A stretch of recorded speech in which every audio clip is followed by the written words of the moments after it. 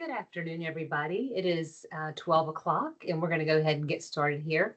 I am Julie Blanchard, the Wellness Programs Manager today, and I want to welcome you to our third webinar this month for the month of May as we celebrate mental health and more good days together. I'm excited to introduce my coworker and friend, Carrie Decker, in just a few minutes, but first, I want to start off by inviting you to be sure to wear green on Thursday. We're celebrating Be Seen in Green. Green is the international color or symbol for mental health awareness. And we want you to invite your coworkers and teams to wear green, take a picture of your group, and please feel free to post it on the WOW wall in support of mental health awareness.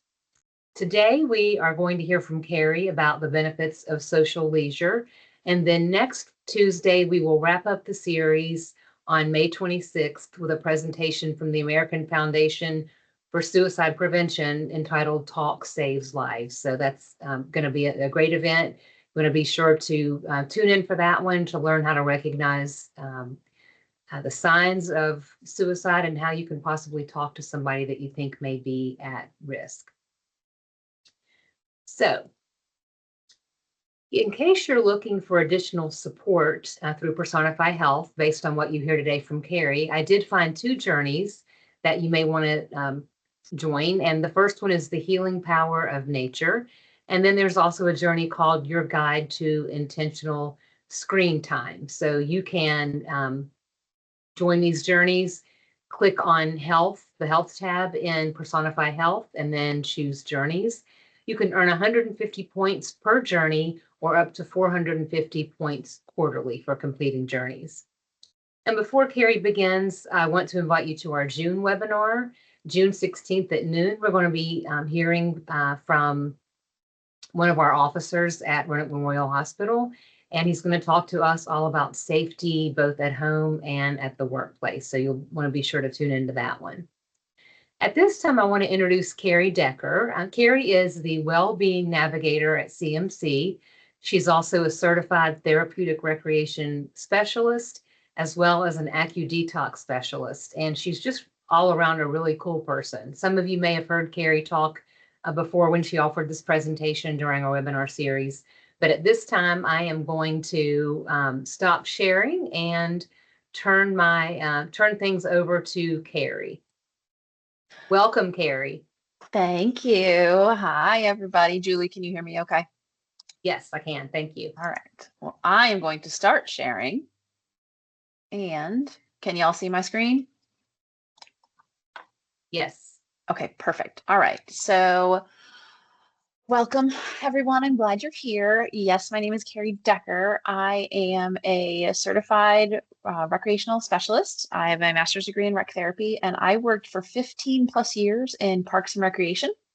I worked with people with varying abilities doing inclusion services and specialty programs. I am from upstate New York, and I have lived in Texas, Florida, Colorado, and now I live in Virginia. And all of my jobs in all of those places were based in recreation. So I'm excited to share all of that with you and kind of give you all the perspective of why it is important to socialize together through leisure. So what I'm going to jump off with is purposeful play. So I said I'm a recreational therapist, and rec therapy is the systematic process of utilizing recreation and other activities with intentional interventions to help people through their physical and psychological and mental health. And this is an amazing picture of some of the people I got to work with over the years. And we always used to say that our participants had better social lives than we did as the Parks and Rec staff, which was true. Because we helped them do lots of amazing things. One of my favorite memories from working with Roanoke County Parks and Rec is we did a bike trip down to the Creeper Trail. So just by a thumbs up, how many of you have heard of the Creeper Trail or have ridden on the Creeper Trail before? All right. All right. So I'm seeing a couple people. Okay, cool. If you haven't done it, it's pretty fun. When I did it on a tandem bike, and the person that was on the bike with me was blind. So that was a very fun and interesting experience to ride bikes with a person with visual impairment. So when we talk about community and social leisure, that's part of what we're going to dive into, is how we can support each other. So we are social creatures. And if you all attended Seth's presentation last week, I'm going to skip through some of this because he really did cover a lot of this information, but I really wanted to reiterate the importance of it. So, when we are socially isolated, there's impacts to our health. So people that are socially isolated, higher incidence of heart disease and stroke, type 2 diabetes, depression, anxiety, suicidal or self-harm ideations, dementia, and early death. What loneliness does to a group, like the group areas of people that suffer from loneliness, are people that are low-income adults, young adults, older adults, adults living alone, which kind of encompasses that part as well, immigrants, people who identify as LGBTQ, and those who are unhoused. And so those are the groups that typically have loneliness or isolation issues. And then some individual risks for experiencing increased social isolation and loneliness are people that have mental health or physical challenges, people that have chronic disease, people that have long-term disabilities, people that have been marginalized or discriminated against, people that live in rural areas, have limited transportation, have language barriers, and people that have been victims of violence or abuse, or people working through divorce, unemployment, or have lost a loved one.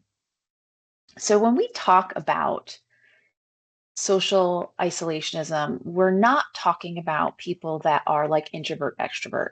And so what I mean by that is I am an introvert. I know a lot of people that know me at work would be surprised by that, but I'm an introvert. And so what that means for me is that I feel refreshed and rested when I'm on my own. It doesn't mean that I don't have interactions with people, I don't have positive experiences with people, but I feel most rested and refreshed when I'm able to do things by myself. The other part of that is that extroverts can still be lonely. It doesn't mean just because you are engaging with a lot of people, if you're not having meaningful connections, that's where the loneliness comes in. So you can be surrounded by a lot of people and still be socially isolated and not be connecting with others.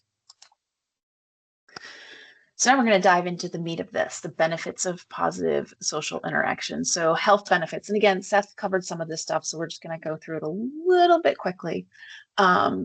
Social connection can lead to longer life, better health and well-being. It can help with your ability to manage and deal with stress, anxiety, and depression. And so what that means is just because you have social connections, you're not going to not have stress, anxiety, and depression, but you'll be able to cope with it better because you have those social supports in place.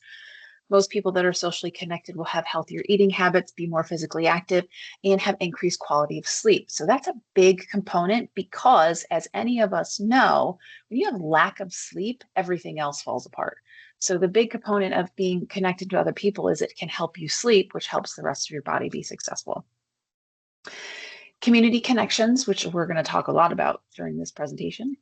The supports that are connected are important, and they help create trust, resiliency among community members, such as neighborhoods, schools, places of worship, workplaces, and parks and rec. I put that in blue because we're going to dive into that a lot for this presentation. But having connection in the community and having a safe public place to be is really important. It connects people to their community. People who are connected to their community or have less social isolation and loneliness. And community members give back to their community. So when you feel a part of a community, you're more willing to engage and volunteer and support that community in building those strengths. So like I said previously, we're social creatures. We have our relationships with our friends, family, coworkers. That's important for our survival. And having stable relationships gives you the ability to cope with stressful situations. People that have healthy relationships tend to make healthier choices. But there's one thing that is really connected with the social connection of this, which is the emotional support that you get from people when you're having a hard time and when you're having a good time. So a lot of times people feel like, oh, I don't want to talk to my friend or so-and-so because I only turn to them when I'm having a hard time. And part of developing that social support and community is sharing your wins and your challenges. And so I feel like sometimes that's lost when we communicate with people, is that, You know, we only tell them our good things and we don't tell them our bad things because we don't want them to know that bad things are happening, and vice versa. So when you're connecting with people, you want to make sure that you're sharing your highs and your challenges so that you can really connect with people. And the other part of having a connected community is actually having the true support. So what if you need a ride to the doctor? What if something happens, you need something from a grocery store? What if you need a short-term childcare or parent care watch? Like, people can help you fill those holes so not everything rests on your shoulders. And the other part of this, I just wanted to throw in because I thought Seth's presentation was wonderful. He mentioned, and I fully support, putting your phone down. So the ways that you can connect with people have been taken away because we tend to put our face in front of a screen. So as much as you are engaging and around other people, make sure your phone stays in your pocket so that you're not missing those opportunities to connect with people. I love this proverb. If you want to go quick, go alone. If you want to go far, go together. This is part of like recruiting your allies, and ways that you can connect with other people and do challenging things or doing them with other people. Seth mentioned during his presentation that he's run a handful, lots of marathons. And when he's done it with friends, it's not been as fun as when he was doing it on his own. And so I don't actually share that experience. I love to run by myself. I find it very therapeutic. Again, that's how I feel refreshed, and I like being outside in nature on my own. But I will say, seeing a friendly face during hard challenges during runs can make all the difference. And it's the best feeling in the world for me when I am running a race and I am struggling, but I'm almost finished, and there are people out there cheering for me. And the part of that really resonates with me is that I have had people cheering for me when I'm getting ready to finish a race that I know won the race. I am not winning the race. I am doing my thing, having a good time, but I'm not out to win. And I know people that have won the race that have stayed to cheer on the rest of us that finish. And so I want to bring that up to you because that to me really resonates with, I'm a part of that community. So that person may not necessarily be a close friend of mine, but because we are in the community together, they are there to support me. So, and I can honestly say that I still live in Roanoke because of the community that we connected with. We had people that helped us find trails. We did things together. And that really got us plugged into the communities that we are plugged into here. And again, not everybody is my close friend, but when I have that connection to, oh, you're a part of this community, I'm going to support you, that supports me. So as we dive into that, we're going to talk about some community resources. But before we do that, I am curious to know, and you can give me a thumbs up or a smiley face, how many of you knew about the Local Colors event that happened this past weekend? All right, awesome. Getting a bunch of thumbs up on there. Great, great, great, great, great. So that is such an amazing resource to talk about as we transition into finding communities that are supportive of you. So it's a great opportunity to meet new people. It's a great place to try new foods. You can learn about different cultures. And did I mention the food? The food is amazing at those events. So if you have not participated in Local Colors, it's a great way for you to see different communities that live within our community and experience different parts of their culture. The other thing that I wanted to jump into as we talk about community is Carilion has a really fantastic resource. And if I can do this real quick, let's see how slick I can be. There it is. All right. So this is the Inside Carilion Employee Resource Group page. And so these are resources that people can use to find their small communities, especially if you want to tiptoe into it. So there's accessibility advocates, people that are allies or people that have disabilities that want to remove barriers and have support. Same thing with LGBTQ, military community, multicultural, and then women's groups. So if you are interested in supporting any of these organizations, whether they resonate with you or you want to be an ally with them, I would encourage you to check them out. This is on Inside Carilion. It's a really good resource for connecting because, again, you spend most of your day with your coworkers. So if you can connect with them, that can be a great way to build your community also. There we go. Okay. So now that we've talked about what community is, why it's important, I want to share with you the resources that exist within the Roanoke Valley. So when we talk about community, what a great way to come together is to do community events. So the next event that we have that is this weekend, it's Festival in the Park. It's at Elmwood Park. It is Friday through Sunday. There are daytime activities that are free. Some of the concerts do require tickets. This is a fun way to tiptoe into community because it's a low commitment. So you can just go and listen to music. You can go grab some foods. You can grab somebody like, hey, I really want to go see this band. Will you come with me? There's this philosophy with rec therapists that movies are the best and worst first date. So they are the worst first date because you sit together and you don't get to know each other. You just sit there and you watch a screen, but you have a shared experience, and sharing an experience with somebody is a great way to develop a relationship. So going to something where you don't necessarily have to verbally interact with somebody, but you share an experience can be a great way to start building your community. It's also nice for those of you that are a little hesitant and don't want to be too vulnerable with people. Meeting at a community event can be really positive because that interacts you with other people. I also want to do a little plug. We have some Carillion employees performing at Festival in the Park. Harvest Black, who works in behavioral health, will be performing with his Soul Squad at 4 o'clock on Saturday. So if you're there, check them out. They are amazing. Then we're going to jump into the next big community event, which is the Freedom First Festival. Now, at the time of me creating this presentation, the details were not set yet, but there will be food, music, fireworks, vendors. It's usually held in the field next to the Greenway by CRMH, which if you've been here for a while, the old Victory Stadium. But again, as I wrote this presentation, the details were not specifically solidified yet. So hopefully we can get some of that ironed out and get you all that information as well. But the next thing that I want to share with you all about is Go Outside, or some of us lovely call it Go Fest. It's in October. This event has grown because the Roanoke area has become such an outdoor place. So even if you're not a big outdoorsy type person, there's lots of things for you to experience and try out before you make a big commitment to doing them. We have different types of camping out at Explore Park this year.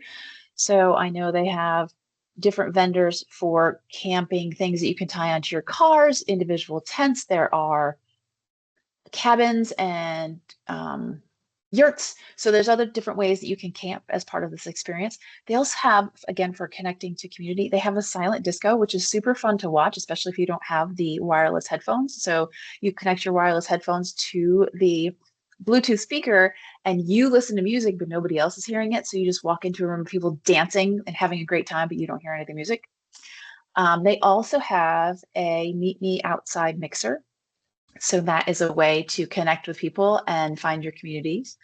They have different races that happen throughout this event. So there is a beer mile race, and then there's a Be Fit, Be Happy, Be Healthy 5K. And then they have in the past had a gear race. So it's like a scavenger hunt. You go from place to place and you can win gear. You can win gear. And then they have different experiences throughout the event. So you can do stand-up paddle boarding, you can try kayaking, you can do yoga, and then they have different shows. So they have tightrope slackline shows, which to me are incredibly scary. I'm not a big fan of them. They freak me right out. But they also have lumberjack contests as well. So there's a lot of different things for you to try out to kind of navigate the outdoor community in Roanoke, which again is becoming a big identity of Roanoke. Then we have Illuminates, which happens in November to January. Those dates have not been released yet either, but this is a super fun way to connect with people in a community. They have a hot cocoa truck. There are holiday kids shopping parts. So if you have kiddos, they can go into an area on their own with an adult present to help buy gifts for you all. They have homemade vendors. So if you want to buy something special and unique for a family member, they have all of that as well. The trail of this lighted experience is not truly accessible. However, the county has in the past had scooters for people that were not able to walk the whole trail, and there are many benches throughout. So if you have anybody in your life that you think would enjoy going out into the woods and seeing a lot of different really cool lights, That is something that you can do even if people have mobility issues. And they also have a sensory option for this event. So if you have family members that can't do a lot of music or don't want like a lot of people, they usually will have a sensory night where there's not as many people there. The music is not turned up as loud. The lights don't flash as much. So if that's an option that you're interested in, you can reach out to me and I can share that with you. But maybe not everybody is interested in outdoor type things. And so there's lots of other ways that you can connect to your community. So if you want to tiptoe into some leisure things, I love this idea of the silent book club. So this is not like a book club where people are judging you because you didn't read as far, you didn't understand. That's not what this is. So silent book clubs are where you bring the book you're reading. So you don't have to stand up to anybody else's standards. You bring the book you are currently reading. You come into it, sometimes it's in restaurants or coffee shops, and you come together as a group. You talk about the book that you're reading, whether you like it or you don't like it, and that's all you have to say. Everybody shares the books that they're reading, and then you stop and you sit next to each other and you read your book quietly. So again, as a recreational therapist, this is parallel play. You're doing the same thing, but you don't have to interact. So if you are hesitant to socially interact with other people, if you are really hardcore introvert, or maybe you have some social anxiety, this is a nice thing to kind of tiptoe yourself into. All that to be said, there are lots of trails, lots of hiking, biking, walking places for people in the Roanoke area and Southwest Virginia. So if you have any questions about anything that you're interested in, please reach out to me. If you can't find information on their webpage, I probably know somebody. And they're growing all the time. Roanoke County just expanded their Greenway out to Explore Park. I'll talk about that in a little bit.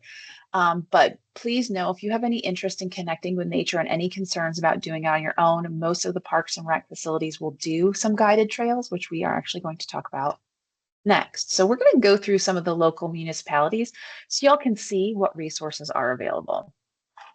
So first we're going to start with Roanoke City. Whoops, hold on, maybe not.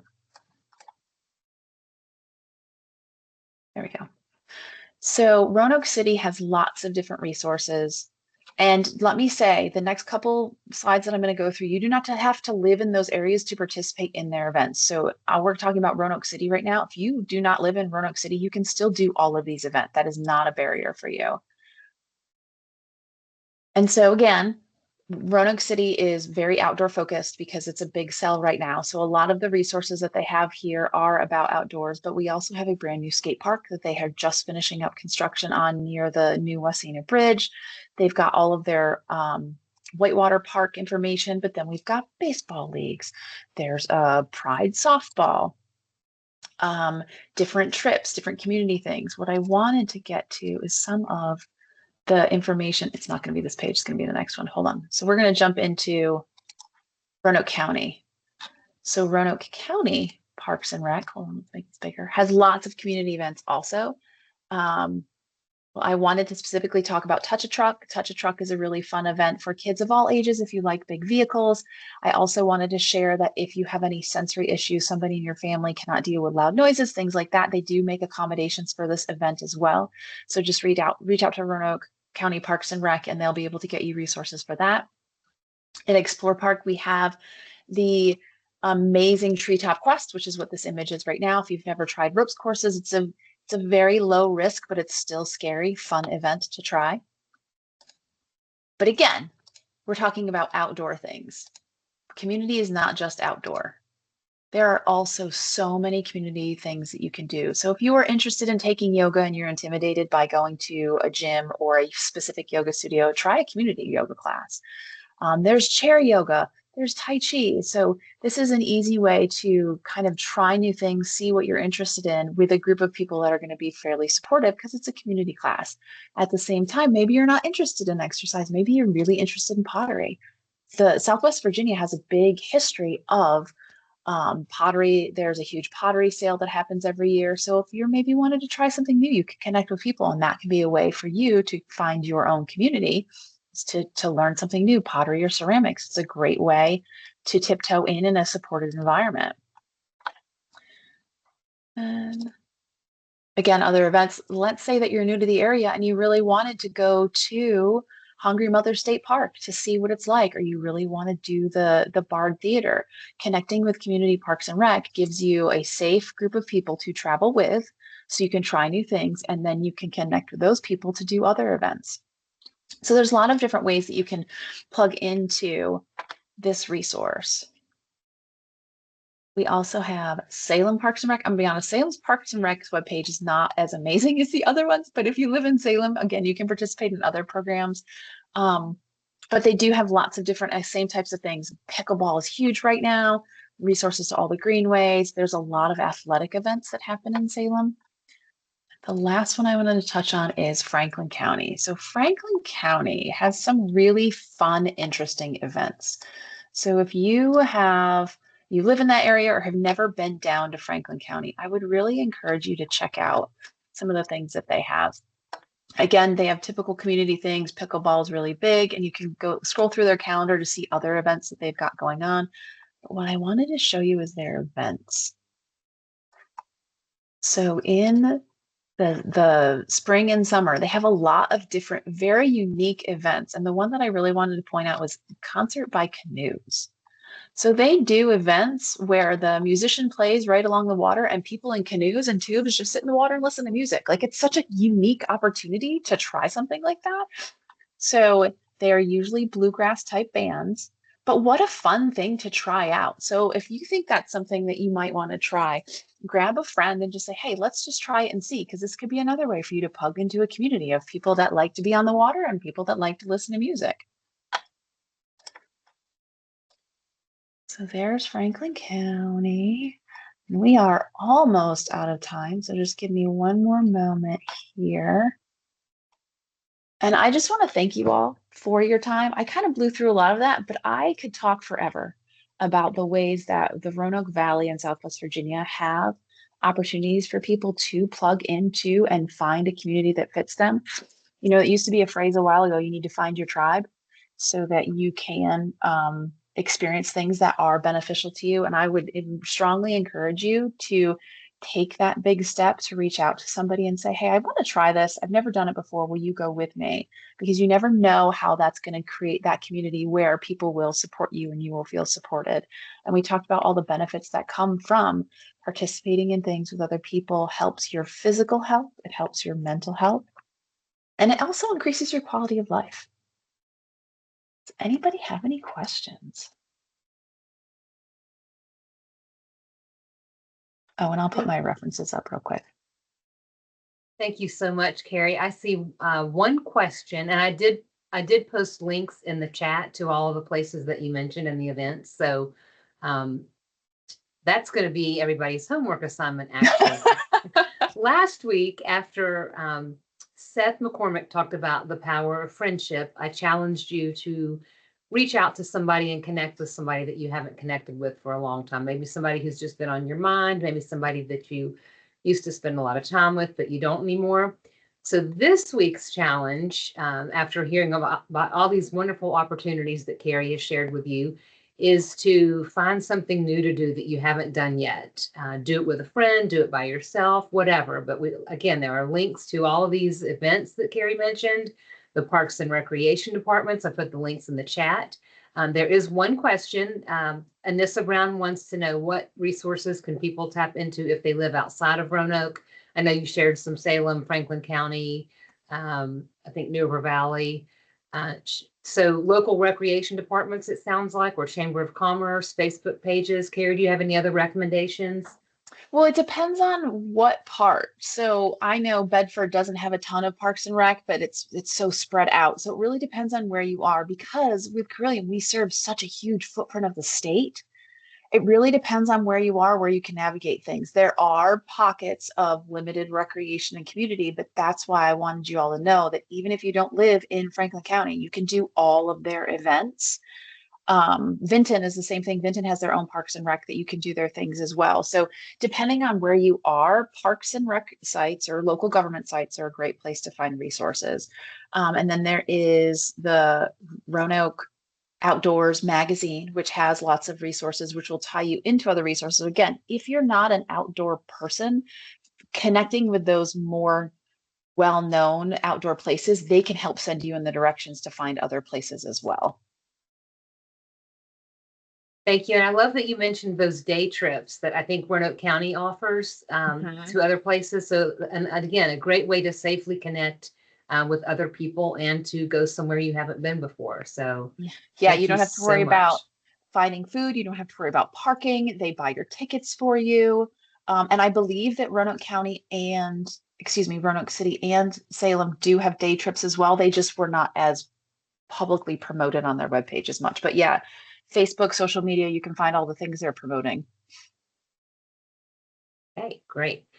Carrie, I don't see any more questions. I do want to remind everybody that after our last event next Tuesday, I will be sharing the Personify Health voucher code.